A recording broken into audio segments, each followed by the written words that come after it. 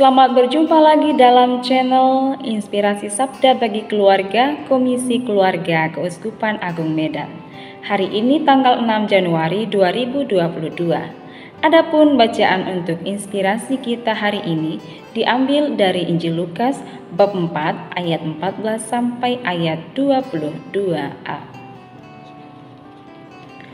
Dalam kuasa Roh, kembalilah Yesus ke Galilea. Dan tersiarlah kabar tentang Dia di seluruh daerah itu. Sementara itu, Ia mengajar di rumah-rumah ibadat di situ, dan semua orang memuji Dia. Ia datang ke Nazaret, tempat Ia dibesarkan, dan menurut kebiasaannya pada hari Sabat, Ia masuk ke rumah ibadat, lalu berdiri hendak membaca dari Alkitab.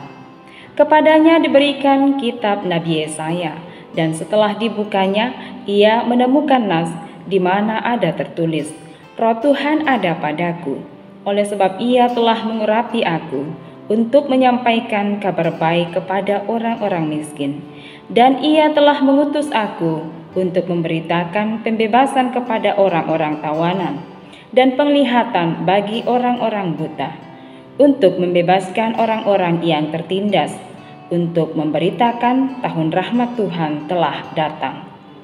Kemudian ia menutup kitab itu, memberikannya kembali kepada pejabat lalu duduk, dan mata semua orang dalam rumah ibadat itu tertuju kepadanya. Lalu ia memulai mengajar mereka, katanya, "Pada hari ini, genaplah nas ini sewaktu kamu mendengarnya." Dan semua orang itu membenarkan dia, dan mereka heran akan kata-kata yang indah yang diucapkannya.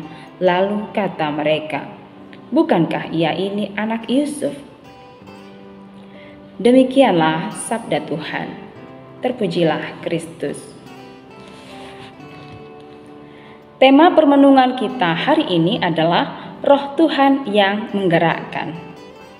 Saudara-saudari terkasih, saya teringat pada pengalaman beberapa tahun lalu ketika pertama kali dipercayakan untuk membantu pendalaman iman di suatu tempat di mana saya diutus.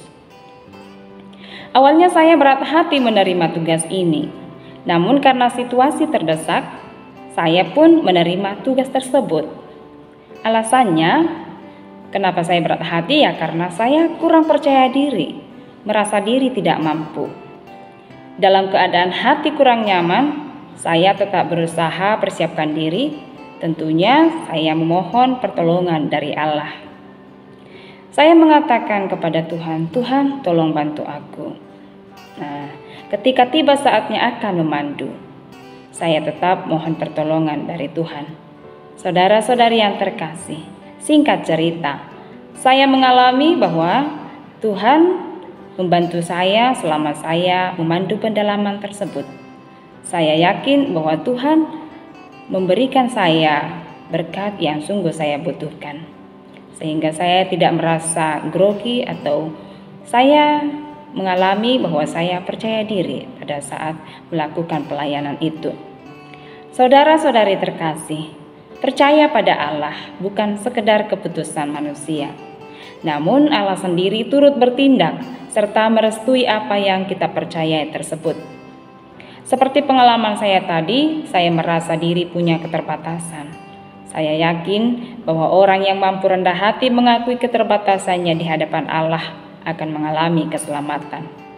Orang yang senantiasa mengandalkan Allah saja yang mampu mengalami pembebasan dari Allah.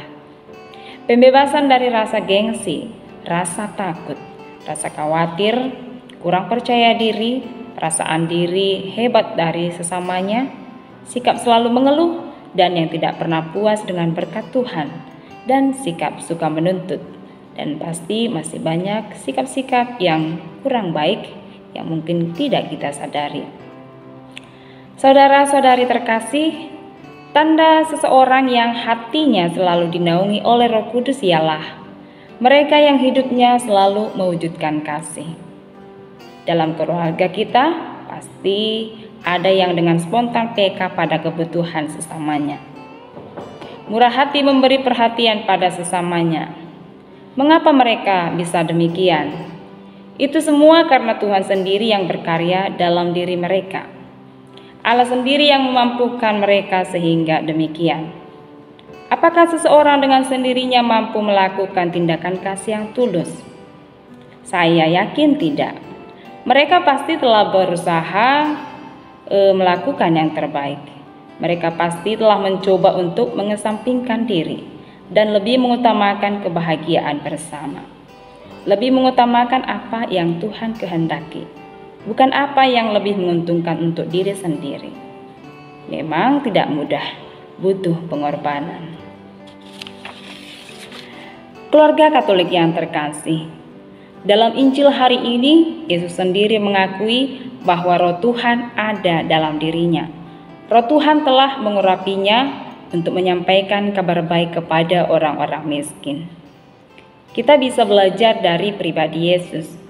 Kita harus selalu rendah hati mohon berkat pada Tuhan dan meyakini bahwa Roh Tuhan pasti ada dalam diri kita yang akan memampukan kita melakukan tindakan kasih dalam kehidupan ini, yang akan memberikan semangat yang berkobar-kobar bagi kita untuk menciptakan kedamaian di tengah-tengah keluarga, yang akan memampukan kita berdiri tegak dan bertahan sekalipun ada cobaan yang menghampiri kehidupan dalam keluarga, yang akan memampukan kita selalu mampu memberi maaf sekalipun kita merasa tersakiti, yang akan selalu semangat untuk melayani dan peduli pada kebutuhan anak-anak, peduli pada kebutuhan pasangan kita, sekalipun yang kita lakukan kurang diperhitungkan, yang akan membuat kita tidak mudah menyerah sekalipun kita dikecewakan, sekalipun mengalami jatuh, kita akan dimampukan untuk bersyukur dan bangkit kembali mengalami kehidupan yang baru.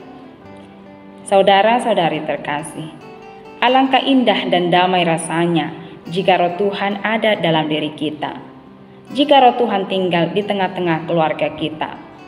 Maka marilah kita rendah hati memohon kepada Tuhan agar Ia senantiasa tinggal dalam diri, tinggal di tengah-tengah keluarga kita, sehingga semangat melayani, semangat untuk saling mengasihi senantiasa berkobar dan menjiwai hati dan tindakan kita, hingga akhirnya kita mengalami kebebasan dan keselamatan yang dari Allah. Semoga amin. Keluarga tanda cinta, tanda rahmat di dunia. Keluarga gereja kecil, hadirkan cinta Tuhan. Terima kasih, Tuhan memberkati.